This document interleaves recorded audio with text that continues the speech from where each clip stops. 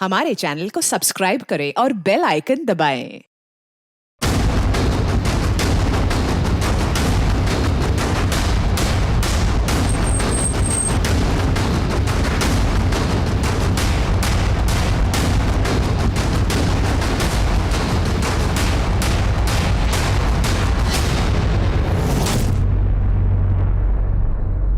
नमस्कार, मैं senior inspector Abhimanyu Jindal crime petrol Dastak में आप सभी का स्वागत करता हूं।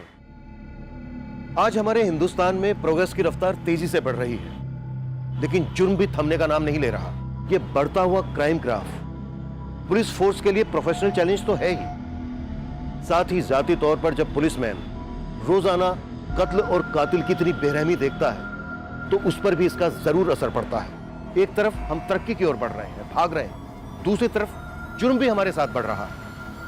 ये बढ़ता हुआ जुर्म और घटती हुई इंसानियत कहीं समाज के लिए कोई दस्तक तो नहीं?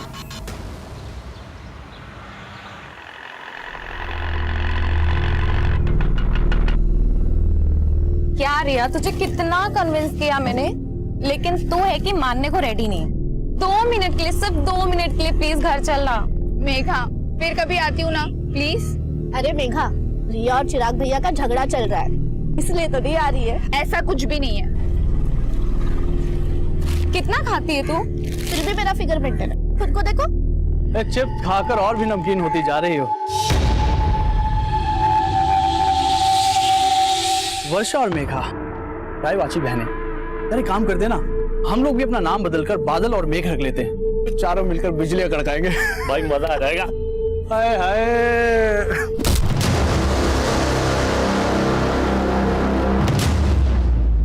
अगर आइंदा मेरी बहनों के साथ बदतमीजी की ना तो जहन्नुम नजर आएगा तुम्हें। चलो।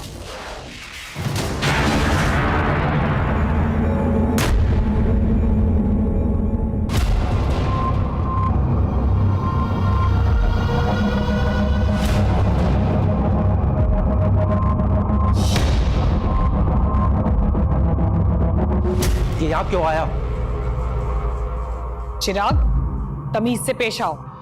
चाचा है वो तुम्हारे। चिराग, बंद करो ये सब। चाचा जी के बारे में ऐसी कोई गलत बात नहीं सोचनी चाहिए तुम्हें। मुझे क्या सोचा और क्या नहीं सोचा अच्छी तरह पता है जीजा जी। अब मैं बच्चा नहीं रहा।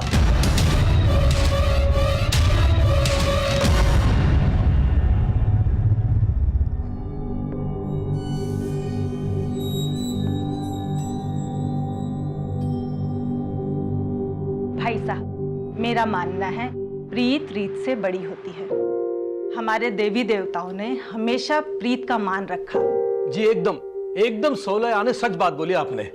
तो इसी बात पर कर देते हैं प्रीत और रीत का संगम। ये लीजिए, आ गई आपकी बहू। दो बेटा, दो दो।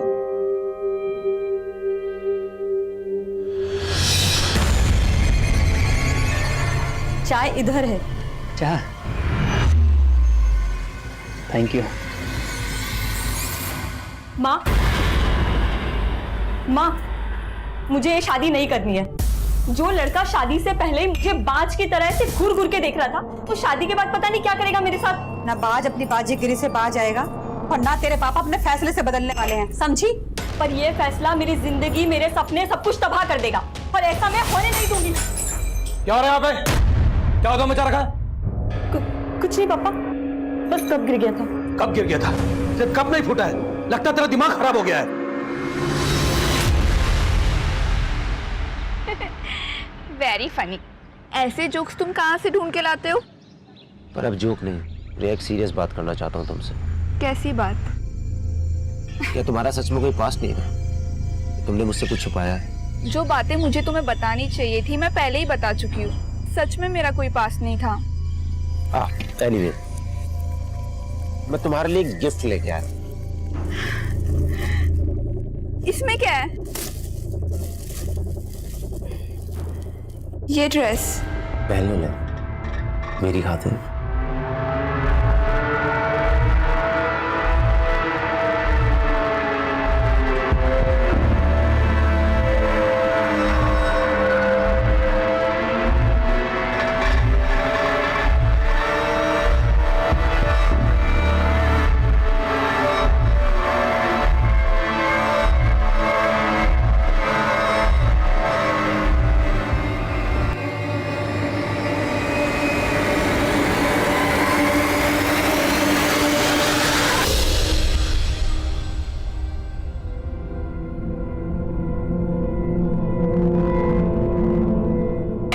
बस बस हो गया, मंडी जाना है मुझे, देर हो रही है।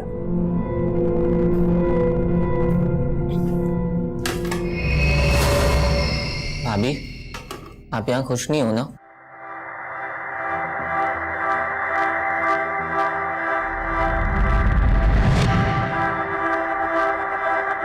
क्यों रे? इसको हमदर्द बनने की कोशिश कर रहे हैं। तेरे इरादे ठीक नहीं लग रहे मुझे। बताऊं क्या राजीव भैया को? तो बता दो ना, मुझे फर्क नहीं पड़ता है।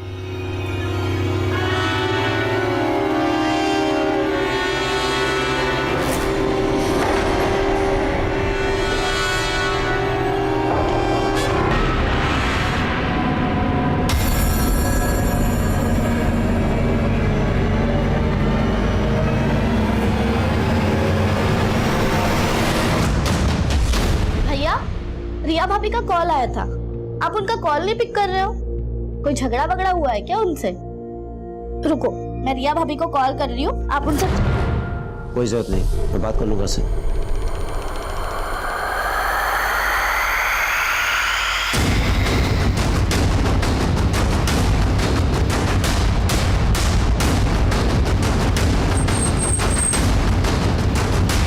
सर, एक लड़के की बॉडी है।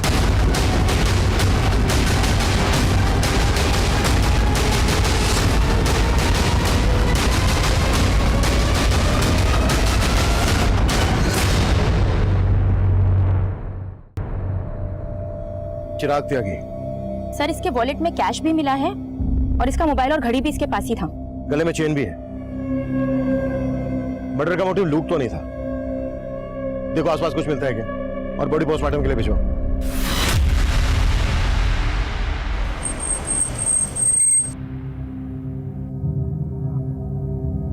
हमें चिराग की लाश एमसीडी पार्क के पास एक खाली प्लॉट में मिली। आप लोगों से चिराग कुछ कहकर गया था कि कहाँ जा रहा है? चिराग भैया ने तो कुछ बताया नहीं था, पर हो सकता है वो रिया भाभी से मिलने गए हो। रिया भाभी? चिराग शादीशुदा था? नहीं सर, चिराग भैया की शादी होने वाली थी। रिया चिराग भैया के फियांसे हैं। मॉर्निंग में मुझे रिया भाभी का कॉल आया था, वो बोल रही थी कि चिराग भैया उनका फोन पिक नहीं कर रहे हैं। भैया, रिया भाभी का कॉल आया था, आप उनका कॉल नहीं पिक कर रहे हो? कोई झगड़ा वगड़ा हुआ है क्या उनसे? रुको, मैं रिया भाभी को कॉल कर रही हूँ, आप उनसे। कोई जरूरत नहीं, मैं बात कर लूंगा उससे। जब भैया गए थे तब उनका मूड भी काफी ऑफ लग रहा था।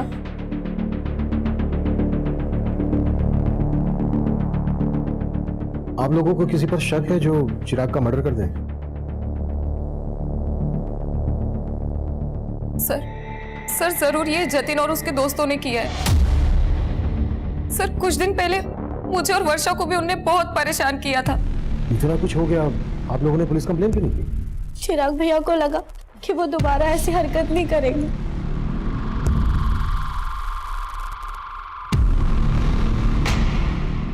रविंदर, जतिन और उसके दोस्त के बारे में पता करो और उठा लो दोनों को। सर, एक बात है, हमें क्राइम सीन से चिराग का फोन मिला था। हमने फोन चेक किया तो उसको लास्ट कॉल रिया ने किया था। और सर, उन दोनों में करीब 5 मिनट बात हुई है। चिराग की बहनों की बातों से ऐसा लग रहा था जैसे चिराग और रिया के बीच झगड़ा हुआ। इस रिया से भी मिलना पड़ेगा।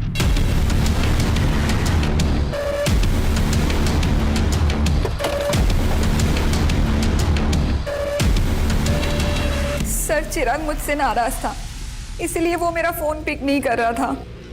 नाराजगी की वजह क्या थी? एक्चुअली मेरे पेरेंट्स का कहना था कि शादी के पहले हमें ज्यादा नहीं मिलना चाहिए, और वो मुझसे मिलना चाहता था। मैंने उसे मना कर दिया तो उसे ये बात बुरी लग गई। चिराग की फोन पर आखिरी बार बात तुमसे हुई थी, क्या बातें हुई थी तुम दोनों के बीच?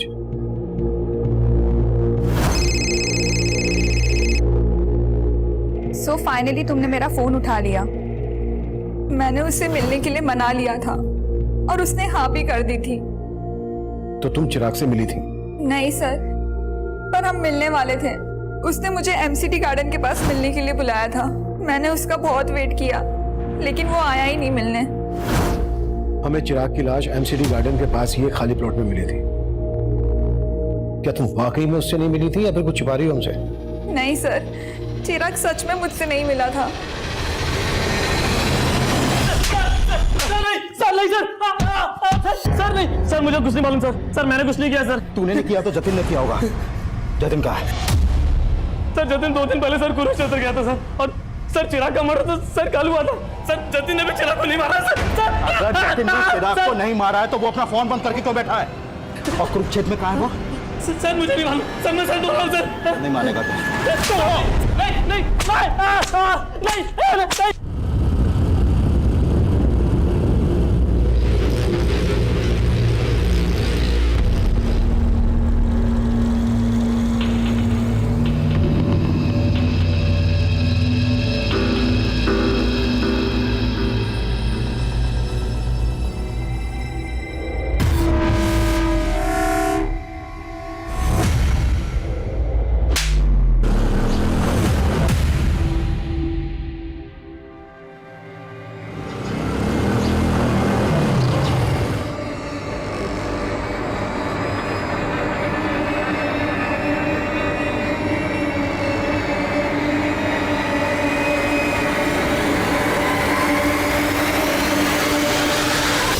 भैया, आपने उस लुगाई के सामने मुझे थप्पड़ मार के अच्छा नहीं किया।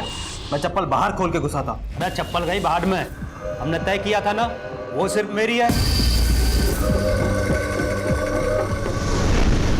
सर, जतिन का फोन चिराग के मर्डर से एक रात पहले से हरियाणा के कुरुक्षेत्र में ही एक्टिव था, और अपने दोस्तों की गिरफ्तारी के बाद उसने अपना फोन कुरुक्षेत्र में ही बंद किया था। माना चिराग के मर्डर वाले दिन उसका फोन कुरुक्षेत्र में एक्टिव था, पर यह भी तो हो सकता है कि जतिन तब गाजियाबाद में हो और ये सब एलिबाई खड़ी करने की एक चाल हो। जतिन के लिए लुकआउट नोटिस जारी करो, वो गाजियाबाद में छुपा हो सकता है या फिर कहीं और भी सब। और जतिन के साथ साथ रिया के बारे में भी पता करो। जब चिराग का मर्डर हुआ तब रिया उसी एरिया में थी। हो सकता है उसने हमसे झूठ बोला हो कि वो चिराग से नहीं मिली थी।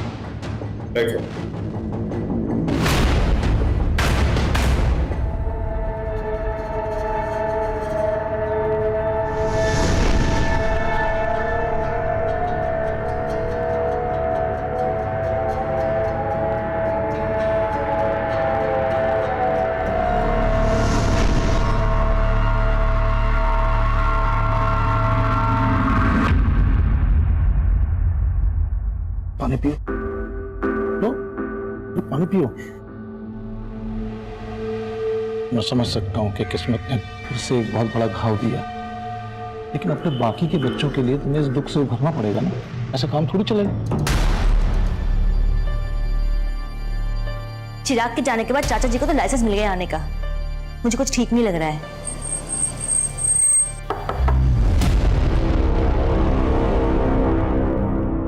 हम जतिन की तलाश कर रहे हैं, लेकिन हमें रिया के बारे में भी कुछ बातें जाननी। चिराग रिया को कब से जानता था, और क्या उन दोनों की लव मैरिज होने वाली थी?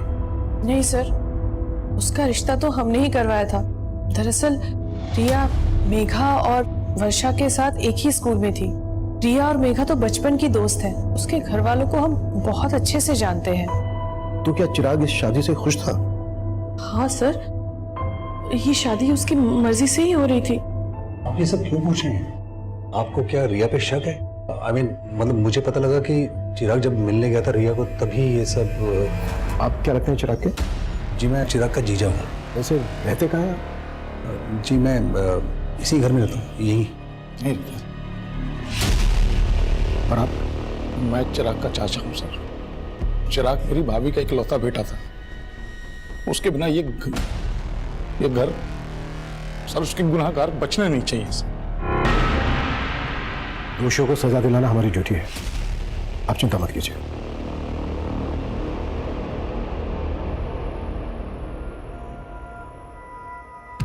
चिराग के चाचा और जीजा को ज्यादा ही कंसर्न लग रहे थे। चिराग के फादर थे नहीं, जीजा घर जमाई।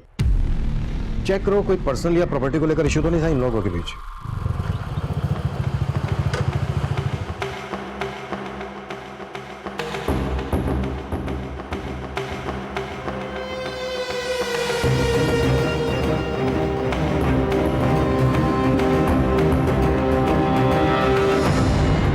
सर, रिया के कॉल रिकॉर्ड में ऐसा कोई क्लू नहीं मिला कि उसका किसी और लड़के से कोई अफेयर हो। रिया के पड़ोसी और बाकी रिश्तेदारों से पता करो, शायद कोई क्लू मिल जाए। सर, कुरुक्षेत्र पुलिस से जतिन से जुड़े एक और आपराधिक मामले के बारे में पता चला है। सर, जिस दिन चिराग का मर्डर हुआ था उसी दिन जतिन ने कुरुक्षेत्र से एक बाइक चुराई थी। कुरुक्षेत्र पुलिस भी जतिन को ढूंढ रही है। हो सकता है जतिन उसी बाइक से गाजियाबाद आया हो। लेकिन सर, क्राइम सीन के आसपास के सारे सीसीटीवी फुटेज हमने खंगाल डाले थे। उनमें जतिन ने जो बाइक कुरुक्षेत्र से चुराई थी वो कहीं नहीं देखी गई। सर हो सकता है वो बाइक सोनीपत में हो। सोनीपत? हाँ सर, क्योंकि लास्ट टाइम जब चिराग ने रिया को कॉल किया था तब उसका फोन सोनीपत में ही एक्टिव था। ये भी तो हो सकता है कि चिराग का मर्डर सोनीपत में किया गया हो और पर्पसली उसकी बॉडी को एमसीडी गार्डन के पास लाकर डंप कर दिया गया हो। चिराग का फोन सोनीपत में जहां जहां एक्टिव था वहां के सीसीटीवी खंगालो और चिराग की फैमिली से भी पता करो कि वो सोनीपत क्यों गया होगा। पता किया सर, लेकिन उन्हें इस बारे में कुछ नहीं मालूम है। लेकिन सर, चिराग के चाचा रमाशंकर सोनीपत से कुछ 50 किलोमीटर दूर पानीपत में रहते हैं। चाचा के खिलाफ कुछ मिला?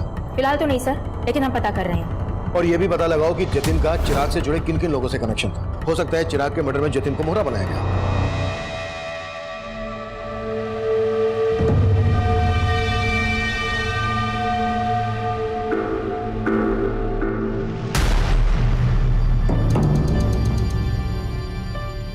वर्षा, मेघा, ये चाचा जी तो यहीं बस गए हैं। उनका छोड़ो दीदी, आप और जीजा जी कब जा रहे हो? तुझे हमसे क्या प्रॉब्लम है? हाँ, एक मिनट वर्षा, मुझे ना घर जमाई बन के रहने का कोई शौक नहीं है। तुम दोनों को पता है कि मैंने एक फ्लैट बुक किया है। अगर उसका बिल्डर पैसे लेके भागा नहीं होता ना तो मैं तो यहाँ। पिछले 2 साल से जीजा जी आप यही बोल रहे हैं। और दीदी, आपको तो पता है ना अपना फाइनेंशियल कंडीशन कैसा है, इसलिए प्लीज आप दोनों अपने रहने का इंतजाम कहीं और ही कीजिए ताकि हम ऊपर वाला फ्लोर रेंट पे दे सकें। ये घर ना मेरा भी है, तुम मुझे से जाने के लिए नहीं बोल सकती, समझी? बस फिर से तुम लोग उसी बातों पे लड़ने लगे। और मेघा, किसकी नीयत कैसी है ये मैं अच्छे से जानती हूँ और इन सब बातों के लिए मैं हूँ। लेकिन चिराग भैया ने तो आप पे कभी भरोसा ही नहीं किया और वजह आप अच्छी तरीके से जानती है। हम चिराग के घर वालों के बारे में पता कर रहे थे और दूसरी तरफ हम जतिन को भी ढूंढ रहे थे, लेकिन हमें जतिन नहीं मिल रहा था जिस पर चिराग की फैमिली शक जता रही थी। चिराग की मंगेतर रिया भी हमारे रडार पर थी, लेकिन इस केस से जुड़ा एक अलग ही एंगल तब हमारे सामने आया जिसने इस केस को अचानक से एक घुमाव दे दिया। सर हमने उस दिन के सोनीपत के एरिया के सीसीटीवी खंगाले थे जब चिराग का फोन वहां पर एक्टिव था, लेकिन उसमें से किसी भी फुटेज में चिराग कैप्चर नहीं हुआ। लेकिन सर उससे एक दिन पहले की एक सीसीटीवी फुटेज में चिराग कैप्चर हुआ था जिसमें वो एक औरत का पीछा कर रहा था। ये देखिए सर। कौन है ये औरत और चिराग क्यों और किस मकसद से इसका पीछा कर रहा होगा? प्रिया, औरत घूंघट में है, फिर भी चिराग के घर वालों को ये फुटेज दिखाओ, हो सकता है वहां से कोई हिंट मिल जाए। Right sir.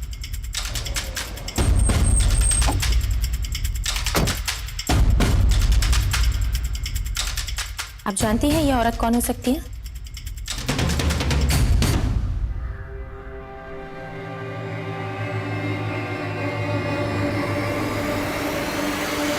नीच, जब मैं अंदर होता हूँ तब भी तू इसी तरह झांकता है? हाँ झांकता हूँ, लेकिन आपकी तरह आपकी मशरूफियत में बाधा नहीं डालता। उसे देखिए, इश्क लड़ा रहा है अंदर। तो लड़ाने दे, तेरे क्यों चुल उठ रही है? अरे वो मेरे भोले भैया उस लड़की को हमारे खिलाफ भड़का रहा है।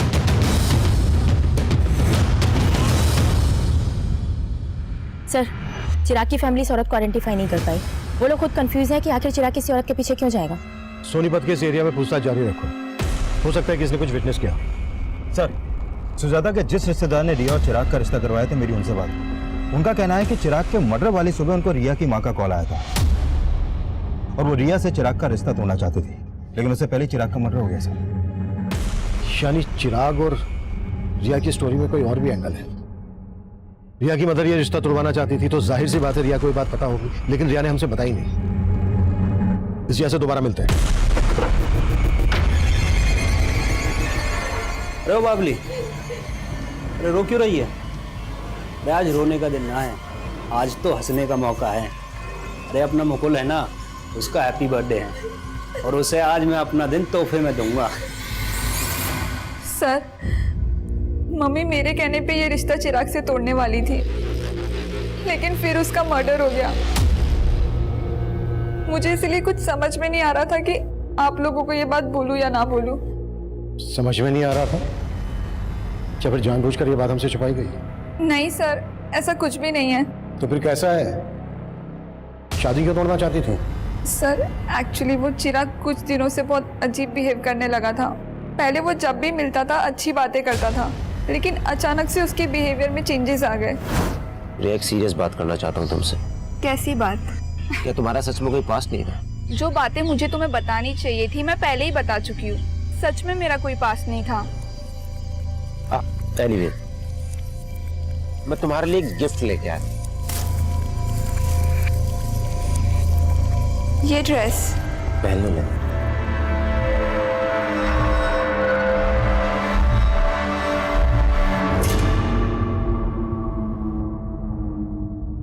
सर मुझे नहीं पता उसके मन में क्या चल रहा था, लेकिन उस दिन के बाद से वो बहुत अजीब अजीब सवाल करने लगा।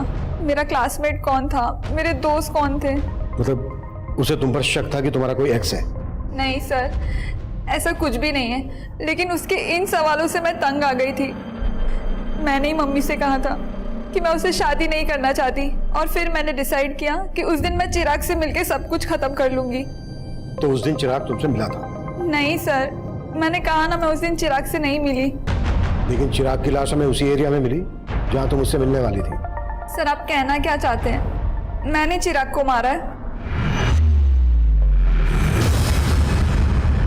सर माना रिया के बयान से लग रहा है कि चिराग को डाउट था कि रिया का कोई पास्ट होगा, लेकिन जितना हमने रिया के बारे में पता किया उससे कहीं नहीं लगा कि रिया की लाइफ में कोई और लड़का भी होगा। लेकिन सवाल यह है कि चिराग को शक क्यों था?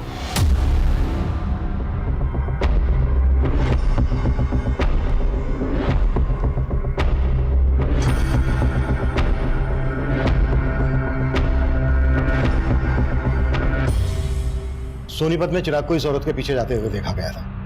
हो सकता है इसी औरत ने चिराग के दिमाग में जहर भरा हो। सर इसका मतलब ये औरत रिया की जानने वाली हो सकती है। करेक्ट। और हो सकता है चिराग को इस औरत की असलियत पता चल गई हो और इस औरत ने इस औरत की फोटो रिया और उसकी मदर को दिखाओ और सोनीपत में पूछताछ तेज कर दो। हमारे लिए जानना बेहद जरूरी है कि आखिर ये औरत है कौन। सर, क्या आप इसको जानते हैं?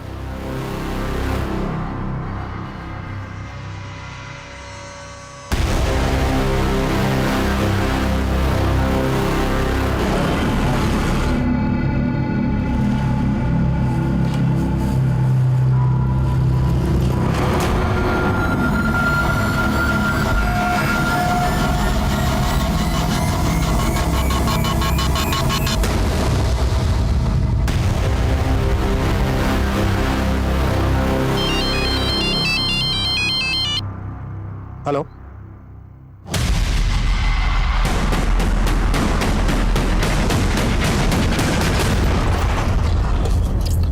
सर जिस घूंघट वाली औरत को हम ढूंढ रहे थे उस औरत को इस दुकान पे देखा गया।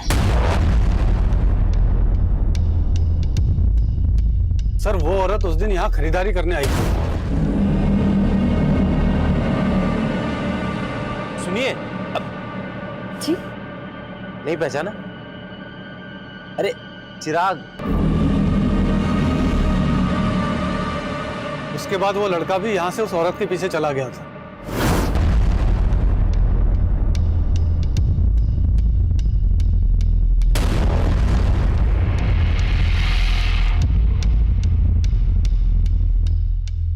ये औरत पहले भी आती थी? जी सर, 3-4 महीने पहले कभी कभी आया करती थी, लेकिन तब उसकी शादी नहीं हुई थी। उस दिन पहली बार मैंने उसको साड़ी में देखा था। ये रहती कहाँ थी? सर इसका आइडिया नहीं है। हो सकता है ये औरत यहीं कहीं आसपास रहती हो। पूछताछ करो, कैसे भी करके पता लगाओ कि आखिर ये औरत है कौन। सर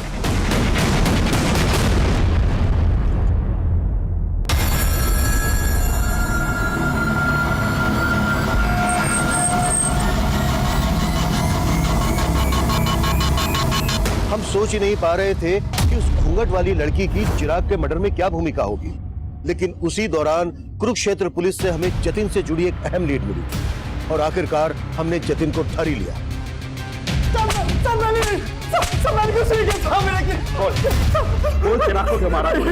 मैंने बिल्कुल नहीं मारा। लेकिन हमारी लगातार कोशिशों के बावजूद जतिन इस बात से इनकार करता रहा कि उसका चिराग के मर्डर से कोई लेना देना था। वहीं उस घूंघट वाली औरत की तलाश हमें एक ऐसे मकाम पर ले आई जहां हमारे सामने आया कि चिराग अपने सोशल मीडिया अकाउंट से उसके टच में था। वहीं उस लड़की का सोशल मीडिया प्रोफाइल उसका एक नया रूप लेकर हमारे सामने आया। साइबर सेल ने चिराग के फेसबुक अकाउंट को क्रैक किया है। सर इसके अकाउंट में इस लड़की का प्रोफाइल रितु सिंह के नाम से है और चिराग के मर्डर से पहले तक इन दोनों के बीच में काफी चैटिंग हो रही थी। तुम रिया से शादी करके बहुत बड़ी गलती कर रहे हो। रिया का कई लड़कों के साथ अफेयर था और मेरे एक फ्रेंड को भी उसने धोखा दिया। तुम्हें विश्वास नहीं हो रहा है ना मेरी बात पर? मेरे फ्रेंड ने मुझे बताया कि रिया की बेड पर दिल है जो वही जान सकता है जिसका उसके साथ फिजिकल रिलेशन था। सर यानी ये ऋतु रिया को भी जानती है और उसके बॉयफ्रेंड को भी।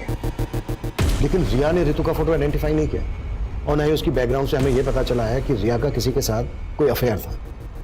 हो सकता है कि ऋतु रिया के खिलाफ चिराग को भड़का रही हो। चिराग ने अपने मदर से एक दिन पहले मैसेज किया था कि मैंने तुम्हें सोनीपत में देखा था लेकिन तुमने मुझे देखकर अनदेखा किया, और उसके जवाब में ये लिखती है, उस समय मुझे कुछ सूझा नहीं था, मैं तुमसे दोबारा मिलने के लिए तैयार हूं। उसके बाद कोई चैटिंग नहीं हुई। सर इसका मतलब चिराग इस लड़की से मिला होगा और जरूर चिराग के मर्डर में इसी लड़की का हाथ होगा सर। लेकिन इनकी चैटिंग से ऐसा लग नहीं रहा है कि सिर्फ ऑनलाइन फ्रेंड थे, शायद इससे कुछ ज्यादा था। May be affair. लेकिन सर चिराग के कॉल रिकॉर्ड में तो ऐसे किसी भी ऋतु नाम की लड़की का कोई नंबर नहीं मिला है। लेकिन चैट से ऐसा लग रहा है कि इन दोनों के बीच सिर्फ चैटिंग नहीं होती थी, फोन पर भी बातें होती होंगी, शायद इंटरनेट कॉलिंग। मामला जिल्टेड लवर का लग रहा है। लुक, चिराग और ऋतु एक दूसरे को पसंद करते थे, लेकिन चिराग रिया से शादी करने वाला था, तो हो सकता है ऋतु को यह बात पसंद नहीं हो और इसलिए उसने रिया के खिलाफ चिराग के दिमाग में जहर भरा हो, और जब उसे लगा कि उसका प्लान फेल हो रहा है तो उसने चिराग को मरवा दिया। पर इस लड़की का प्लान तो ऑलमोस्ट सक्सेस हो ही चुका था सर, क्योंकि रिया चिराग को शादी के लिए मना ही करने वाली थी। लेकिन इससे पहले कि रिया चिराग से मिल पाती, चिराग का मर्डर हो गया। एक काम करो, ऋतु के बारे में सब कुछ पता करो।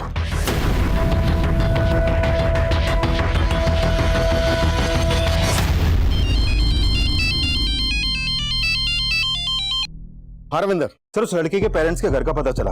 उस लड़की का असली नाम छाया है। छाया? लेकिन उसका प्रोफाइल तो ऋतु के नाम से था।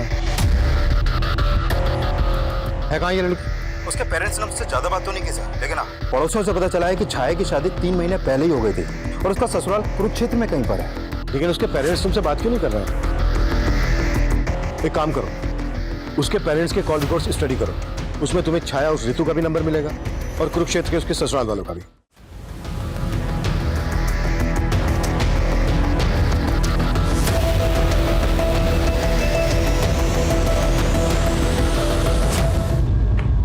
सर छाया के पेरेंट्स के कॉल रिकॉर्ड में छाया का नंबर तो मिला ही है, लेकिन उसके अलावा 2 नंबर और मिले हैं कुरुक्षेत्र के। ये देखिए सर, एक नंबर राजीव के नाम पे रजिस्टर्ड है और ये दूसरा अनीता के। कुरुक्षेत्र चलने की तैयारी करो। सर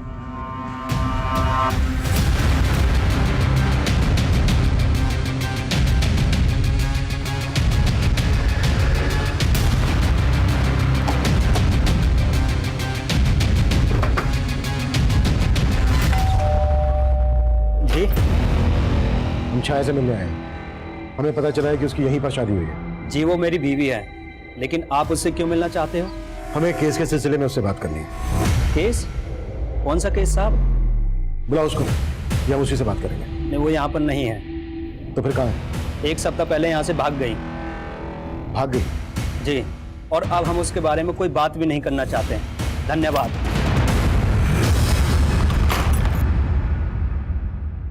सर छाया का फोन स्विच ऑफ है।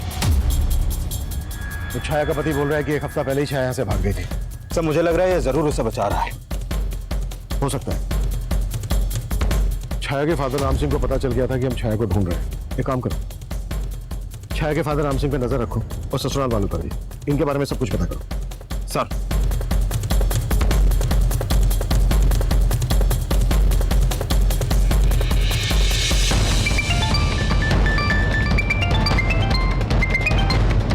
जैन सर। जय हिंद। छाया के कॉल रिकॉर्ड्स आए? जी सर, वही स्टडी करी थी। सर छाया का फोन 1 हफ्ते पहले सोनीपत में ही बंद हुआ था। भैया जहाँ पर छाया के पेरेंट्स रहते हैं, हो सकता है छाया वहीं छुपी है, पता करो। जी सर। और सर छाया के कॉल रिकॉर्ड के हिसाब से गाजियाबाद का एक नंबर मिला है जिस पर उसकी काफी बातचीत होती थी। किसका नंबर है? सर ये नंबर किसी जितेंद्र वशिष्ठ के नाम पर रजिस्टर्ड है। नंबर स्विच ऑफ है या एक्टिव है? सर एक्टिव है। जितेंद्र को थाने बुलाओ। जी सर। सर जितेंद्र वशिष्ठ आ गया है। बुलाओ। सर छाया मेरी स्टूडेंट थी। मैं जिस कॉलेज में पढ़ाता था, छाया 3 महीने पहले तक वहां पढ़ती थी। 3 महीने पहले तक पढ़ती थी, लेकिन बात तो तुम दोनों के बीच 1 हफ्ते पहले तक हो रही थी। तुम दोनों के बीच सिर्फ टीचर और स्टूडेंट वाला रिश्ता था या फिर? नहीं सर, छाया मेरी स्टूडेंट थी। वो मेरी बहुत रिस्पेक्ट करती थी सर। थी मतलब अब कहाँ है वो?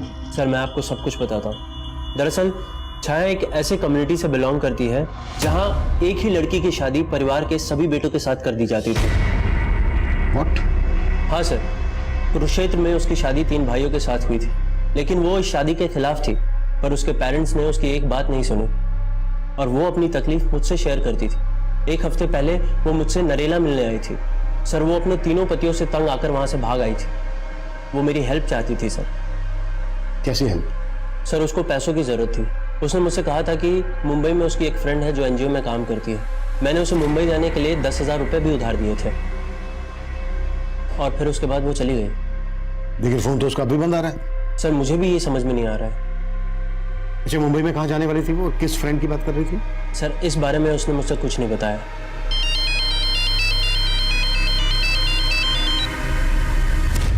हाँ रविंदर। सर सोनीपत पुलिस से एक चौंकाने वाली इंफॉर्मेशन मिली है। कुछ दिन पहले उन्हें सोनीपत में छाया की लाश मिली थी।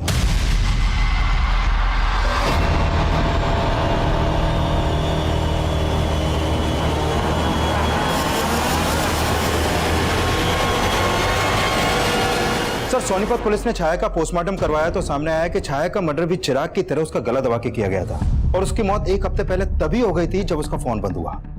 लेकिन जितेंद्र की ये बात सही निकली कि छाया की शादी 3 भाइयों से हुई थी। Right sir. और उस गांव में ऐसी कई औरतें हैं जिनके 1 से ज्यादा पति हैं और सभी वहां के जमींदार हैं। सर उस गांव की रीति के हिसाब से एक ही परिवार के सभी बेटों की शादी एक औरत से इसलिए करवाई जाती है ताकि जमीन का बंटवारा ना हो, लेकिन औलाद पैदा करने का हक सिर्फ बड़े भाई को होता है। बाकी के भाई उस औरत को सिर्फ एक सेक्स वर्कर की तरह इस्तेमाल करते हैं। सर छाया इस शादी के खिलाफ थी। हो सकता है चिराग और छाया का शादी के पहले से अफेयर हो। इस बात में सच्चाई नहीं लग रही, क्योंकि चिराग रिया से शादी करने वाला था और छाया चिराग से ऋतु बनकर चैटिंग करती थी। हाँ, एक बार को यह हो सकता है कि छाया के तीनों पतियों को ऐसा लगा हो कि छाया और चिराग का अफेयर चल रहा है, इसलिए उन्होंने पहले चिराग को और उसके बाद छाया को मार डाला। संतोष, बहुत हो गया तेरा 1/3 और हम तेरी हड्डियों के बट्टे इकट्ठे करेंगे। बोल, क्यों मारा चिराग को, क्यों मारा छाया को? साहब हम तो बोल ना, हम तो चिराग को जानते भी नहीं थे और छाया तो घर से भाग गई थी साहब। हम सच बोल रहे साहब, हमने कुछ नहीं किया। झूठ ना बोलो साहब, इन दोनों ने ही मारा है छाया को। झूठ क्यों बोल रहा है तू? पीछे रह के बात कर। बोल। झूठ बोल रहे हैं साहब, ये इन दोनों ने ही मारा है। मुकुल को दूसरे कमरे में लेकर आओ। साहब चिराग कौन है ये तो मैं भी नहीं जानता, कि मेरे दोनों भाइयों ने सर जीना हराम कर दिया था उसका। पर शादी तो तूने भी की थी उससे। सर जैसी जबरदस्ती उसके साथ हुई थी वैसी ही मेरे साथ हुई थी। छोड़ो मुझे। अरे तू चल अंदर, छोड़ो मुझे। मनाओ हैप्पी बर्थडे, और वो भी हमारे सामने, और साबित करके बता कि तू उसका कसम है तो इसका यार। चल कपड़े उतार, चल। क्या बोल रहे हो ये भैया? कपड़े उतार चल। अरे तू भी उतारना, चल ला इसे। लेकिन मैं छाया की तकलीफ समझता था, इसीलिए मैंने उसे भागने में मदद की थी।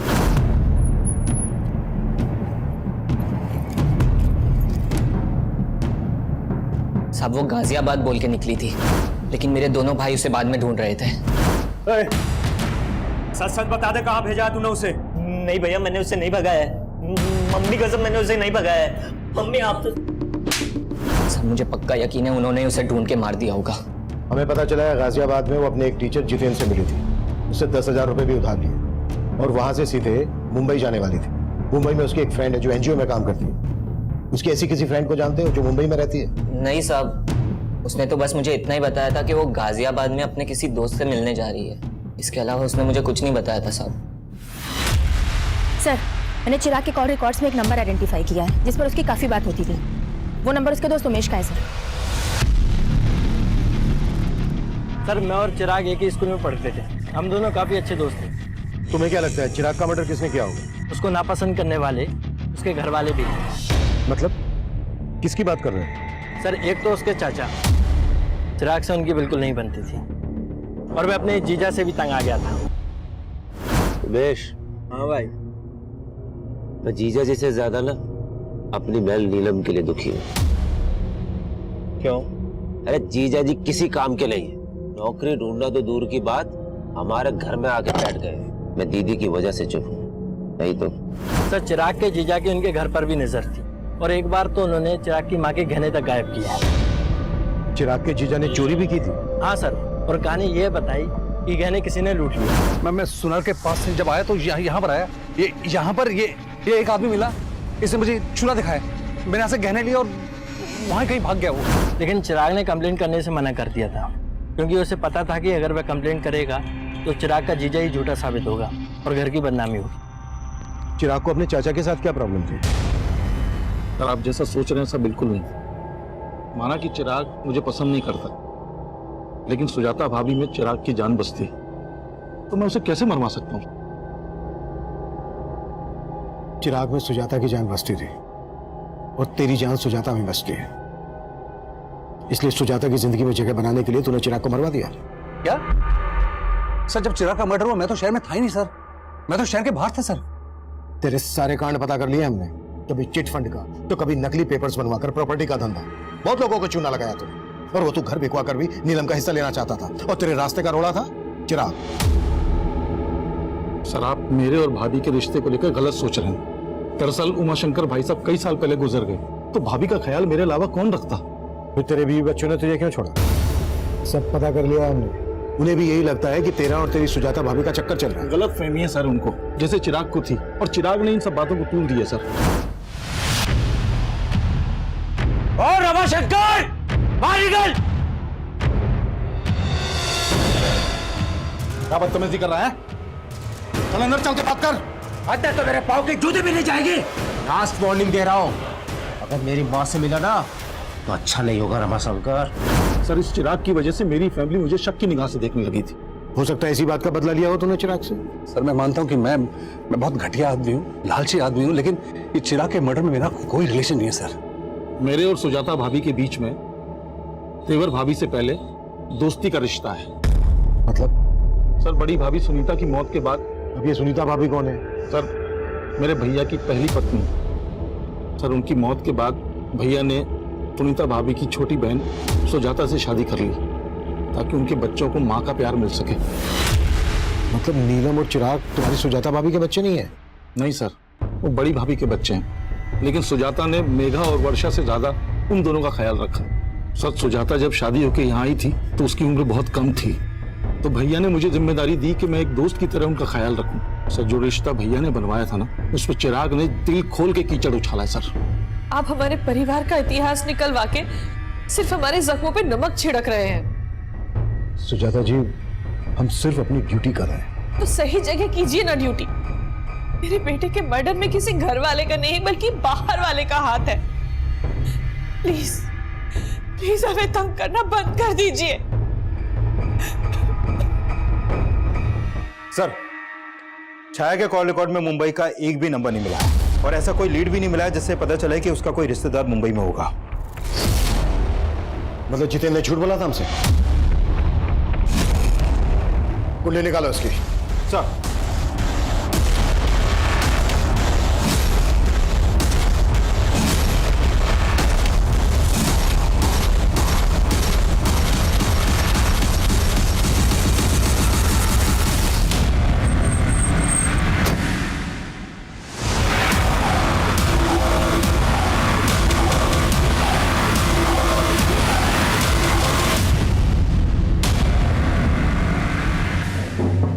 छाया का टीचर, मेघा का लवर। अब ये बोल, छाया को ऋतु बनाने का क्या चक्कर है? पहले चिराग का मर्डर, उसके बाद छाया का मर्डर। ये कहानी क्यों और कैसे रची?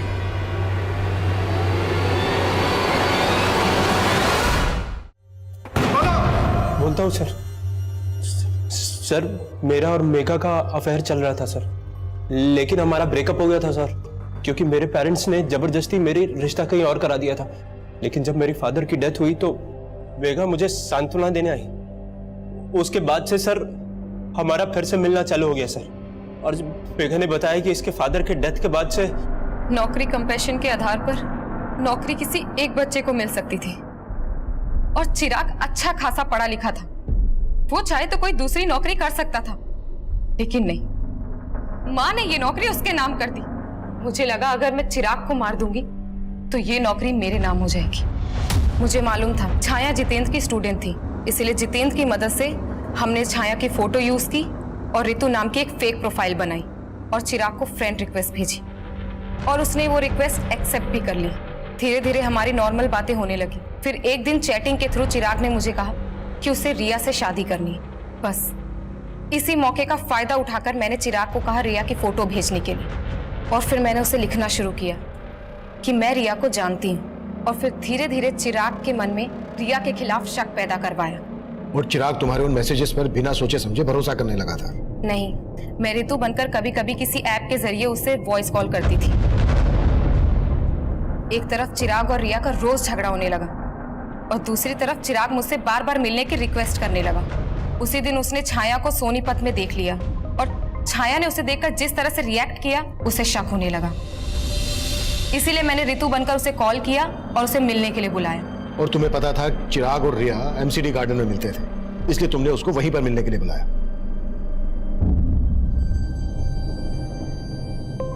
भैया, मेघा तू? रिया ने मुझे आपके पास भेजा है, चलिए मैं आपको उसके पास ले चलती हूँ।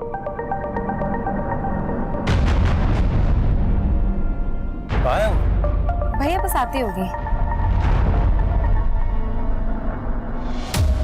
मुझे पता था आप लोग किसी न किसी तरह छाया तक पहुंच जाएंगे और इसलिए छाया को मैंने कहा कि तुम अपने पति को छोड़कर भाग जाओ और उससे मैंने कहा कि मैं एक एनजीओ के बारे में जानता हूँ और वो जब मिलने आई तो हमने।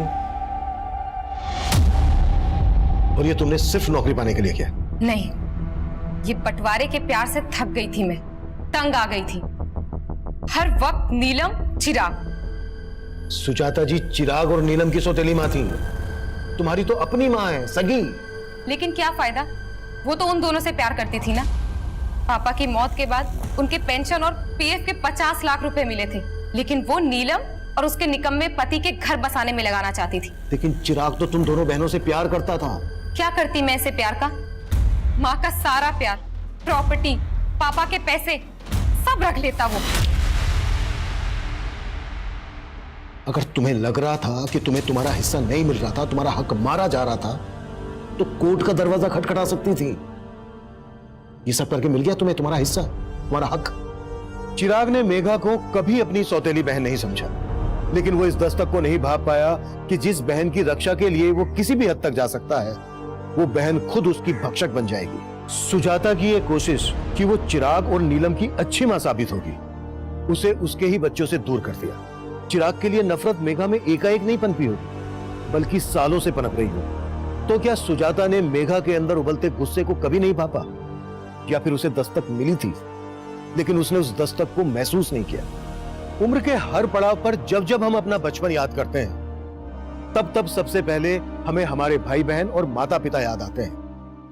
लेकिन बढ़ती उम्र के साथ साथ अपनी मासूमियत बनाए रखना आसान नहीं होता, क्योंकि अक्सर हमें यह गलत फहमियां जकड़े रहती हैं कि दुनिया में भूलापन नहीं बल्कि चालाकियां बिकती हैं। और कभी कभी हम इतना बदल जाते हैं कि इंसानियत हमें एक टूटा हुआ खिलौना और ईमानदारी झूठ लगने लगती है।